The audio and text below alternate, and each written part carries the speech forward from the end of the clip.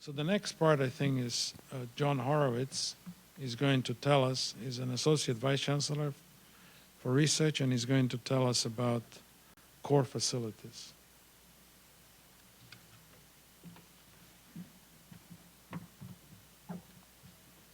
Hi, everybody. This is going to be a very brief, very high-level review and tiny bit of update on where we stand as far as core facilities go at NC State. In essence, this is just going to be a reminder of the assets that we have currently at NC State, and so hopefully you'll spread the word to people who may or may not be as informed as you are. So ORI oversees 6 university shared core research facilities. We're currently entertaining the prospect for adding a 7th. And what these are laboratories filled with state-of-the-art, very expensive instrumentation, as well as dedicated staff who are highly qualified experts in how to use that equipment. And so the purpose of these cores is really to enable faculty to do what it is they want to do using instrumentation that they can't afford to buy themselves. ORI, in collaboration with other units at the university, puts money together to keep the equipment in these facilities fresh. And we also take advantage as best we can of federal and state equipment grant programs to ensure that faculty at NC State have what they need to be competitive.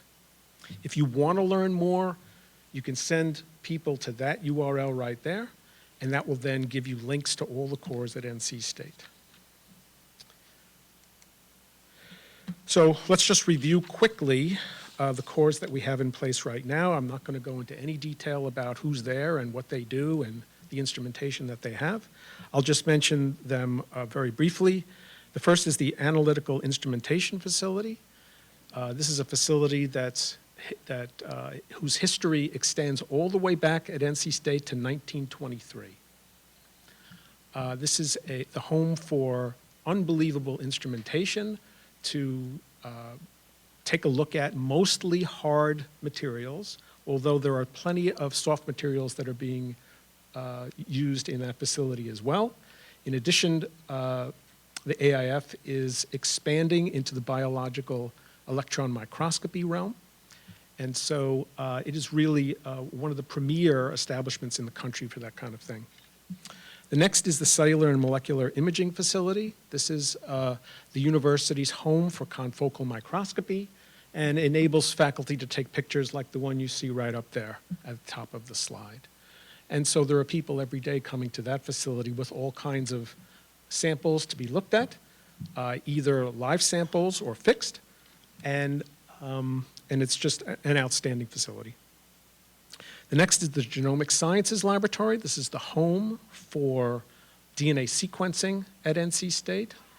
This is a facility that works on everything from microbes to plants and animals and sequences on the order of 3 trillion base pairs a year.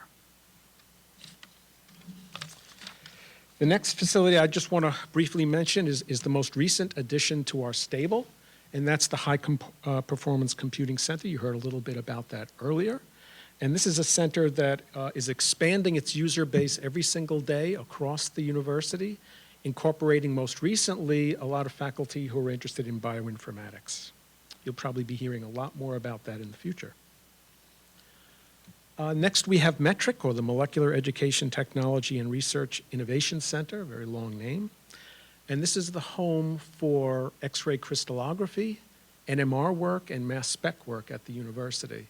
The university, as well as ORI, as well as the College of Agriculture and Life Sciences, and the College of Sciences, have put in incredible amounts of money, time, and energy to build this facility, and it's just simply going great. We've done a lot of renovations of building space, both in Polk Hall and in Dabney Hall, to accommodate this facility. And stay tuned, because there will be a grand opening for the new space very soon. And then finally, I'll just mention the nanofabrication facility. This is NC State's semiconductor manufacturing space, clean room space. And there are lots of people every day that are in there making sensors and all kinds of cool things that you hear about all the time in the news. So the final thing I'll mention is that what really helps run all of these facilities is a software platform called Mendix. This is a platform which has largely been driven by the Office of Information Technology here at NC State in collaboration with ORI. It enables all of these facilities to schedule use of instruments, training on those instruments. It enables them to bill users. And it also enables people like me to see what's going on in all of these cores in real time in terms of who's using what instruments, how much capacity do we have on those instruments, et cetera. And so I really want to shout out here to Jack Foster and his team in OIT, who really made this system happen. This is probably one of the premier software platforms in the country right now for running core facilities. And so that's it. That's all I have to present to you today. Happy to take any questions if you have any on any of the core facilities.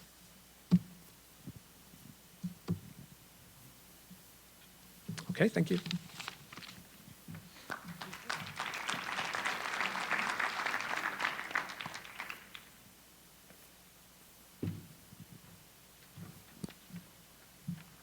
Thank you, John. So we are going to go to the next stage. We're not going to give you a break, I'm told. And when I'm told, I do it. So we are going. So what we have now is really what we have at ORI is a number of input channels to give us advice, and the input channels consist of faculty as one channel. We have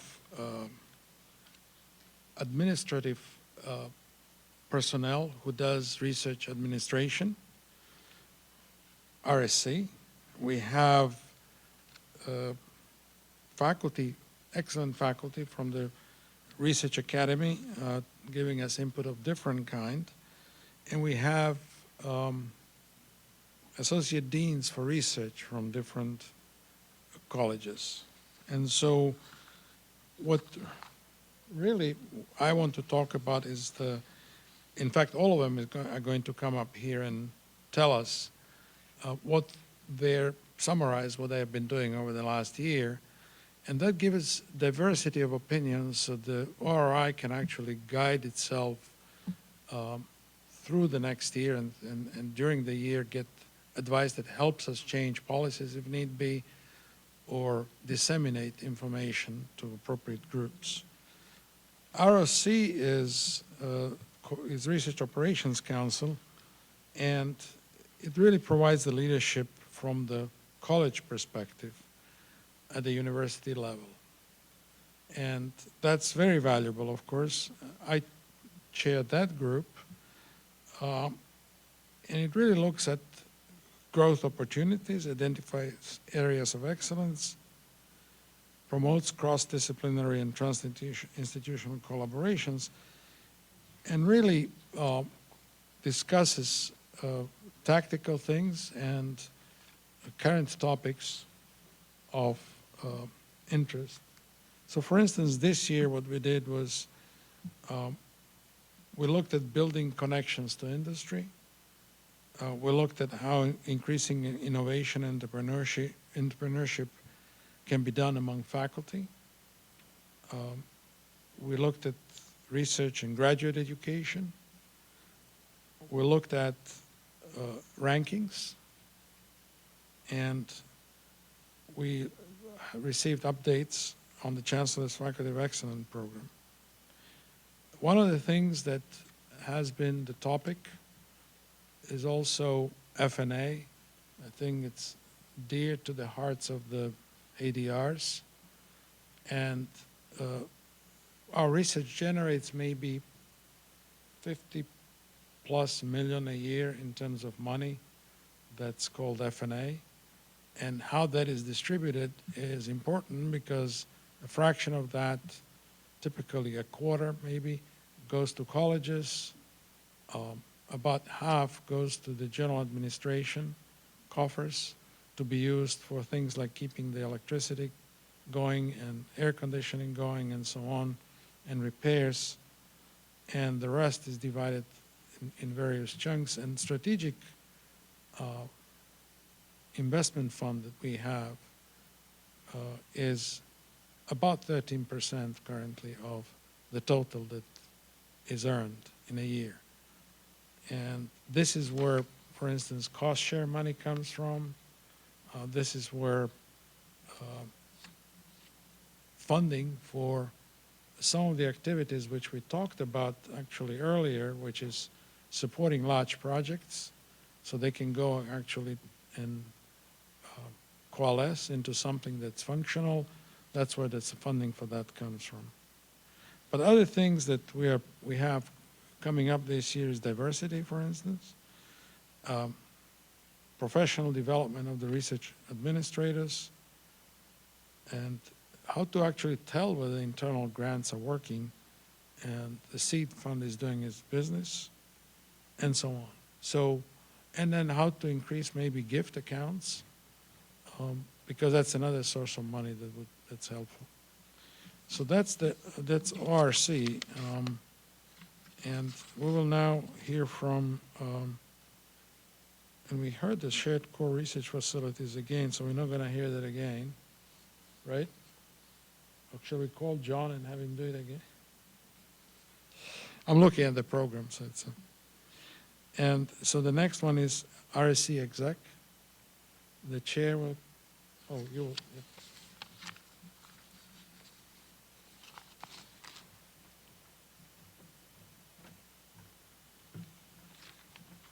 There's some big shoes I have to follow there.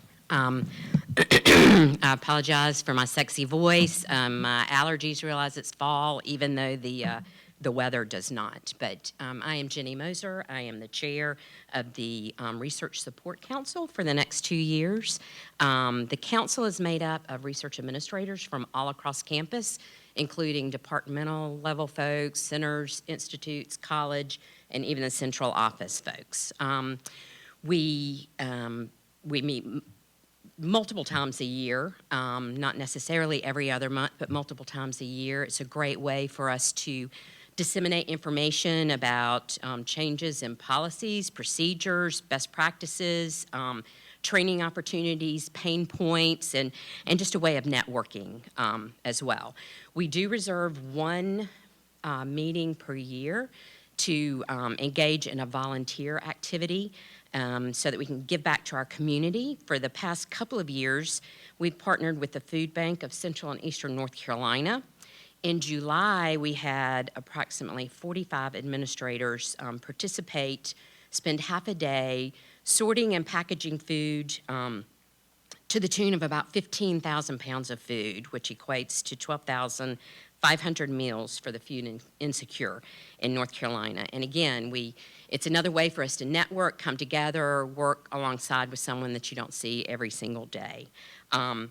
Just wanted to give you an idea of some upcoming events that we have. Very excited about these. So October 9th, next week, we're going to have our research administration retreat. Historically, this has been a joint venture with faculty and staff, but this year we decided to do it a little differently. We separated those two events because we really want to focus on team building and collaboration among our research administrators. So that is on October 9th. We have approximately 125 to 130 people registered for that event. It's an all-day event with a lot of different activities and information. We hope it's going to be a good one. October 10th and 11th, very excited about this. We have an NCURA traveling workshop. NCURA is the National Council for University Research Administrators. We are able to host a high-level leadership workshop for more of our senior research administrators, more seasoned administrators. We have approximately 56 individuals registered for this event. It's the first of its kind here at NC State. It's a great opportunity to train and provide professional development without these individuals having to travel to a national conference. So very excited about that. I do want to give a big thank you to Dr. Vogt, Dr. Garland, and Sherry Settle for supporting us in hosting this event, and I hope we'll be able to do it again. in the future. Big shout out to Laura Kroger. We couldn't do either of these events without her. She's every committee's rock star, but she's definitely the RSC's rock star. November 12th, we're going to have a Q&A on ORCID and ScienceCV. Any faculty are welcome to join us in that if you would like. So we do take professional development and training very, very seriously. We want to be able to provide the best possible support to our faculty, but there's always room for improvement. If you know of ways that we can improve what we're currently doing, I would love to hear from you, and I've provided my email there. Just give me a shout out, and we can meet for coffee, and I would love to hear what you have to say. Thank you.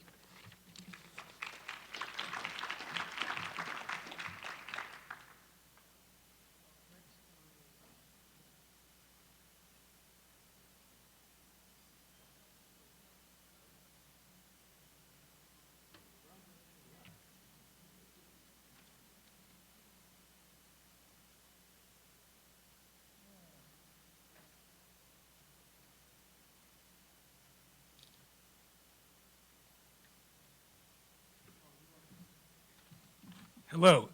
How's everybody doing today?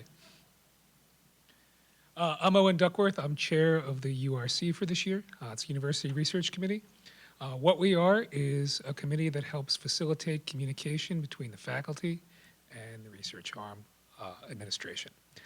So my main motivation for being here today is to let everyone know what we exist and that we want to know everyone's ideas and concerns and interests in terms of the faculty to communicate with the administration to try to make things run as smoothly as possible and anticipate any problems as they come up or anticipate opportunities as they come up.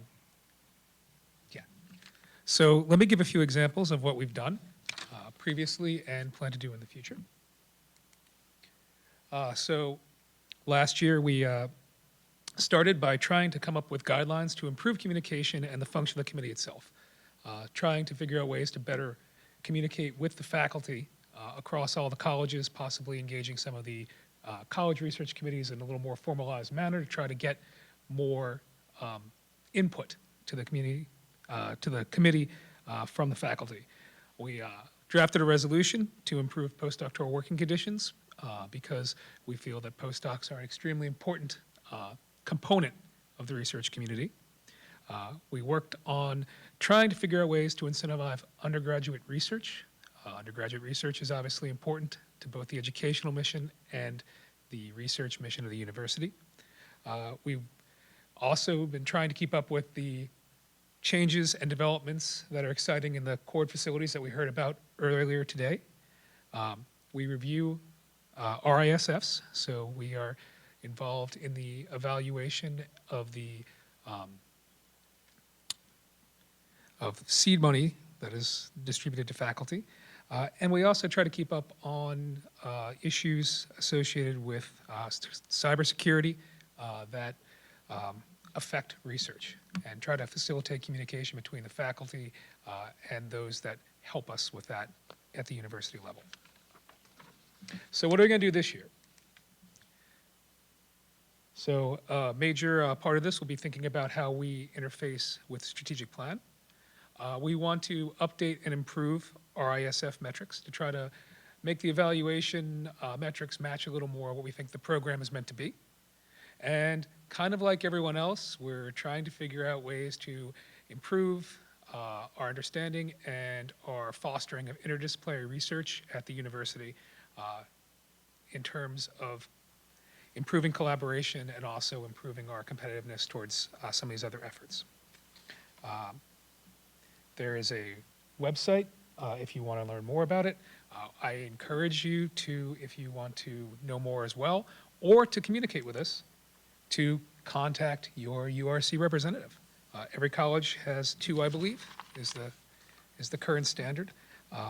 And they would love to hear from you, and I would love to hear from you as well through them. Any questions?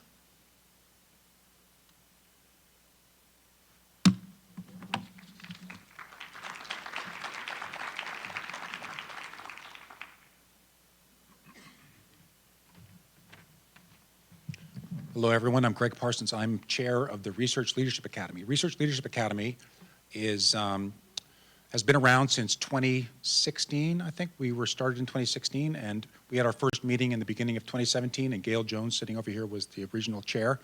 And when we met, we had no charter. We didn't know what to do.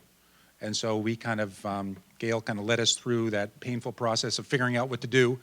And really what we decided to do was we wanted to get together this group of people that, in order to be part of the Research Leadership Academy, these are members of the faculty who have received the Alumni Association Outstanding Researcher Award. So if you receive that award, then you are elected to the Academy. And as part of that, you're asked to serve for 3 years as an active member participating. And so we try to do things that are beneficial to the research enterprise at the university. So we'll do whatever we can create, whatever kind of ideas we can come up with. So for example, if you look at what we have done this past, or we've done the past year, and these are the goals. I can't read these from here. I think you can read them, but I can't read them. We want to encourage a culture, help empower faculty, and advance intellectual. This sounds really good, and we want to do all these good things. And the way we want to get them done is by working together and trying new things that we can promote and bring together faculty from across disciplines to help promote the university in general. So these are things that we've done this year. We've had a research communication forum. We brought an external speaker, and it's maybe some of you have heard about this, where we brought an external speaker, and this person came in and told us all about how to improve our communication skills. We also have, every year now, we've had a junior faculty forum where junior faculty come and we kind of encourage them to integrate with each other and talk to senior faculty and kind of give them some tips on how they can promote themselves and do well in their research. The other thing that we've done, we started this last year, and we want to make this an annual event, is we have a university research, what do we call it? University Research Symposium.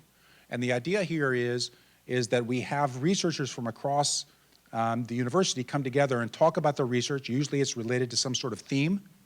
But the idea here is that, we all go to conferences and learn about what people in our field are doing, but we often don't know what the people in the office next door to us or down the hall are doing. So the idea here is that we can all learn about what we're doing on campus, and we feel like that's going to be a way to kind of build connectivity and build also some creative ideas for developing research into the future. So if you have any questions, the other thing is that we don't just do research, we also do scholarship. So many people on campus don't view themselves as, quote, researchers, but more like academic scholars, and we want to include those activities as well within the scope of our activity. So if anybody has any interest or wants to know more about that, or if you have an idea for something that the RLA can do, if you go to the RLA website, you can see the names of all the people, and of course, feel free to reach out to me. Greg Parsons, I'm in chemical and biomolecular engineering, and I'll be chair for the rest of this academic year. So contact me until like August, and then don't contact me after that. I'm just joking about that. Okay, thank you very much.